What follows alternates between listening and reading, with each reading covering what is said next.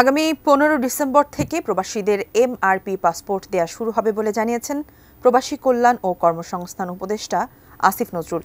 আজ নিজের ভেরিফাইড ফেসবুকে দেয়া এক ভিডিও বার্তায় তিনি জানান, এমআরপি পাসপোর্টের জন্য প্রবাসীদের যারা আবেদন করেছেন 2-3 সপ্তাহের মধ্যে তারা এই পাসপোর্ট পেয়ে যাবেন। তবে প্রাথমিকভাবে প্রথমে সৌদি আরব ও মালয়েশিয়ার প্রবাসীদের অগ্রাধিকার দেয়া হবে।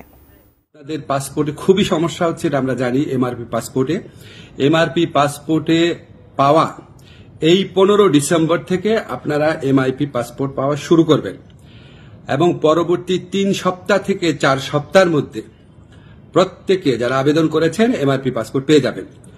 তো প্রথম প্রায়োরিটি দেওয়া হচ্ছে সৌদি আরবে এবং মালয়েশিয়াতে আমাদের যে ভাই বোনরা আছেন ওনাদেরকে, এবং এরপর আপনার যেই সমস্ত কান্ট্রিতে ডিমান্ড বেশি তাদের ক্ষেত্রে একটু প্রায়োরিটি দিয়ে এই সমস্যাটা 3 থেকে 4 সপ্তাহের মধ্যে সমাধান করা হবে।